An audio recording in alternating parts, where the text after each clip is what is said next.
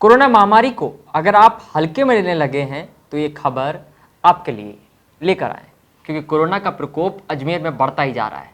DPS senior secondary school Tabiji लेकर आए हैं online classes from pre nursery to class 12, 50% discount on girls fees, online admission open, visit dpsajmer.in। और अगर आप restaurant जाने लगे हैं तो WHO की नई गाइडलाइन से जुड़ी हुई ये खबर आपके लिए लाए। वैसे भी कोरोना के संक्रमण से आम हो या खास, कोई भी अछूता नहीं है। हर रोज नए मरीजों की संख्या में इजाफा हो रहा है और अब अजमेर में पूर्व महिला एवं बाल विकास मंत्री और दक्षिण की विधायक अनीता बदेल और उनके पीए भी संक्रमित पाए गए।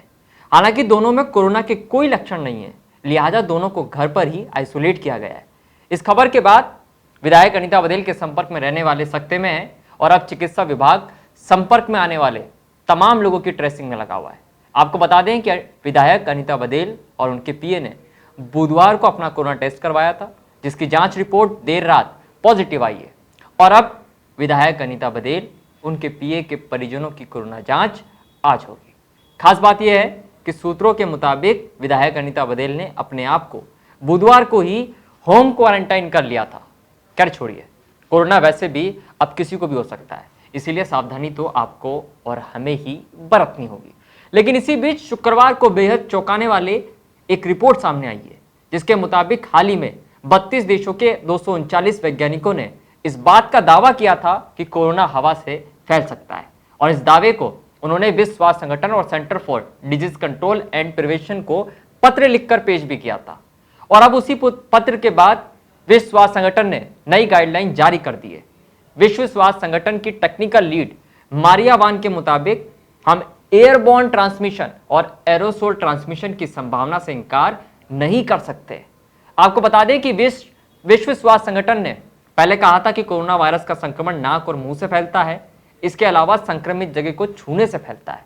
और अब WHO ने अपनी लेटेस्ट गाइडलाइन में इस बात की आशंका जताई है कि कुछ जगहों पर कोरोना वायरस का संक्रमण हवा के द्वारा भी फैल रहा है, जिसमें भीड़ वाली जगह, रेस्टोरेंट और फिटनेस क्लास में एरोसोल ट्रांसमिशन की बात कही गई है। इसके साथ ही यह भी कहा है कि अगर कोई संक्रमित व्यक्ति किसी बंद कमरे में लंबे समय तक रहता है तो उस कमरे में हवा के प्रवाह के अनुसार कोरोना फैल सकता है।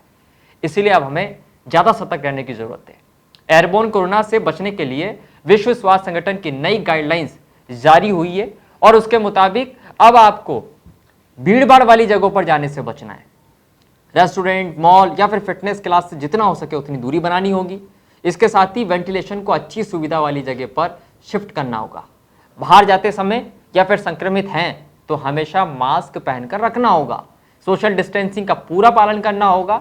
नई गाइडलाइन में WHO ने कहा है कि कम से कम 20 सेकंड साबुन और पानी से बार बार हाथ धोएं। साथ ही संक्रमण को रोकने के लिए संक्रमित व्यक्ति से दूरी बनाकर रखें।